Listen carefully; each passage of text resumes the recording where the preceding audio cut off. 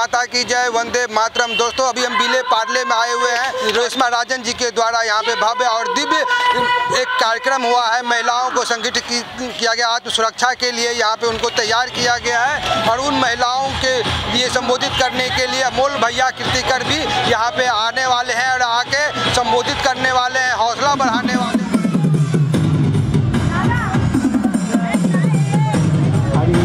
पारितोषिक पटकवायचं आहे।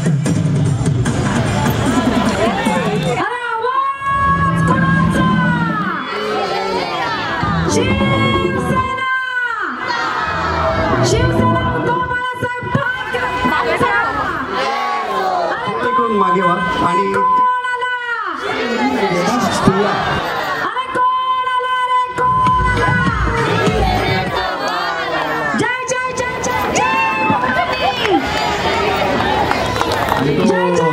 आनंद त्या ठिकाणी गेला, त्या ठिकाणी महिला फार मोठ्या प्रमाणात होता आणि आजही रेश्मा पहिल्यांदा तुझं अभिनंदन करतो, ऑल द बेस्ट, तुला चांगलं एक पद मिळालं। माझ्याबरोबर युवा सेनेत काम करता करता तू शिवसेनेची शाखा प्रमुख कधी झालीस तेच आम्हाला कळलं नाही, पण नक्कीच तुला पण ज्या तुझ्या आशा आकांक्षा अपेक्षा असतील त्या परिपूर्ण हो हेच मी आई ईश्वराची प्रार्थना करतो।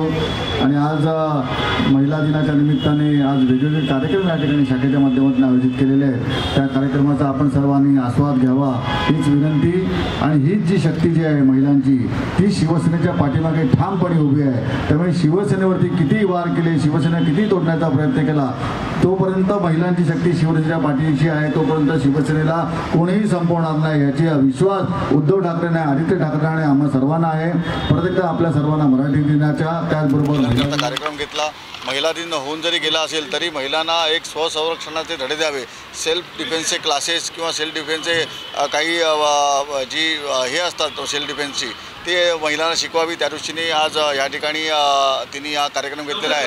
त्याचबरोबरीने महिलांना एक एंटरटेनमेंट व्हावं म्हणून या ठिकाणी उखाणा कार्यक्रम किंवा महिलांचे जे इतर काही कार्यक्रम असतात ज्याच्यामध्ये महिला आपला आनंद उपभोगतात ते कार्यक्रम या ठिकाणी आयोजित केलेले आहेत आणि अत्यंत चांगल्या पद्धतीची उपस्थिती या ठिकाणी आहे। आणि नक्कीच मला विश्वास आहे की आज महिला आघाडी जी आहे किंवा महिला ज्या मुंबई महाराष्ट्रातल्या आहेत त्यांचा शिवसेना उद्धव बाळासाहेब ठाकरे या पक्षावरती पर्यायाने उद्धव साहेबांवरती आदित्य साहेबांचा एवढा प्रचंड विश्वास आहे, त्यामुळे शिवसेनेला कोणी या ठिकाणी हरवू शकणार नाही।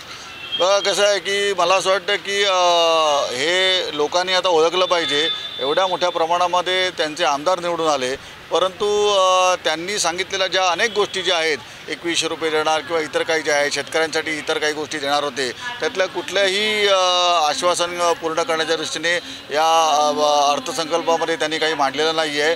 मला म्हणजे एक आश्चर्य वाटतं की मला असं वाटतं की अजितदादांनी 10वा अर्थसंकल्प सादर केलेला आहे।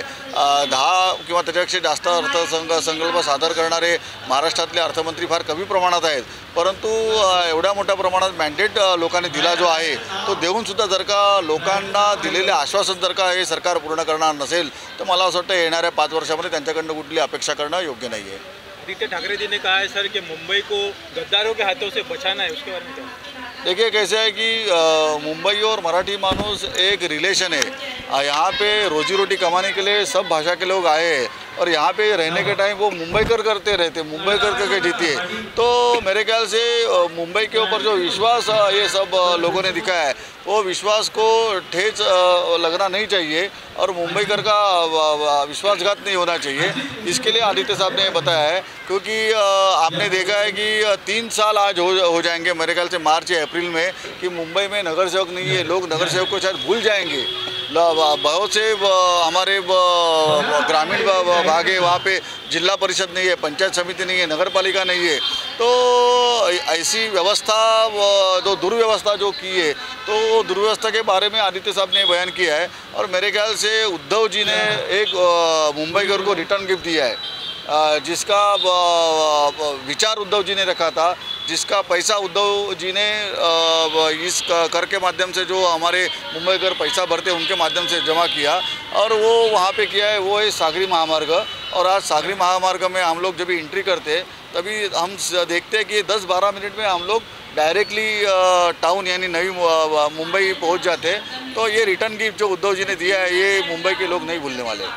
उद्धव साहब जी बोल रहे हैं कि महाराष्ट्र के हर एक जिला में एक शिवाजी जी का एक मूर्ति का स्थापना होना चाहिए, मंदिर बनना चाहिए, आप उस पर क्या सोचते हैं? 100% शिवाजी महाराज हमारे लिए युग पुरुष है, हमारे लिए, हम सबके लिए युग पुरुष है, क्योंकि शिवाजी महाराज थे, इसके लिए यहाँ पे हिंदू धर्म की एक जतन होगी, हिंदू धर्म की रक्षा होगी। और ये सब लोग जानते हैं, कोई मराठी हो, कोई अमराठी हो, कोई मुस्लिम हो, कोई हिंदू हो, कोई बाकी के लोग हो, सबको मालूम है शिवाजी महाराज थे, इसके लिए हम लोग यहाँ पे जी रहे, नहीं तो मुगलों ने हम पे राज किया रहता था। सर, एक नेता है, उन्होंने बोला है कि महाराष्ट्र में सभी भाषा बोल सकते हैं, इवन मराठी छोड़ के या मराठी भी बोल सकते हैं और गुजराती भी बोल सकते हैं। मेरे ख्याल से बीजेपी वाले जो डंका पीट रहे कि मराठी भाषा को अभिजात दर्जा देने का काम हमने किया है, यह सबसे बड़े तमाचा उनके संघ के लोगों ने उनके ऊपर मारा है, तो बीजेपी अभी इसका उत्तर देना चाहिए। सर, ज्या प्रकारे अनिल परब यांनी सभागृहामध्ये म्हटलं होतं की छावा चित्रामुळे ज्या प्रकारे संभाजी महाराजांचा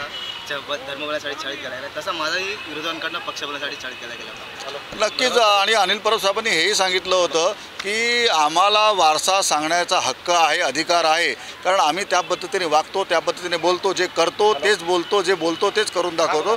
त्यामुळे नक्कीच त्यांनी जर का वारसा सांगितला असेल तर त्याच्यामध्ये काही चूक नाही आहे। आणि आनंदवित परब साहेबांचा देखील झाला असताना सुद्धा फक्त आणि फक्त निष्ठा या एकमेव गोष्टींवरतीच ते उद्धव साहेबांबरोबर राहिलेले आहेत। तो दोस्तों, देख रहे थे अभी अमोल भैया कृतिकर को, जो यहाँ पे बहुत सारी बातें बताए। धन्यवाद अमोल भैया कृतिकर को, जो इस प्रोग्राम में आए और अपना संबोधित किए और मार्गदर्शन किए, इसके लिए अमोल भैया कृतिकर को बहुत बहुत धन्यवाद। अगर हमारा ये वीडियो अच्छा लगे तो लाइक, सब्सक्राइब, कमेंट जरूर कीजिएगा। धन्यवाद। भारत माता की जय।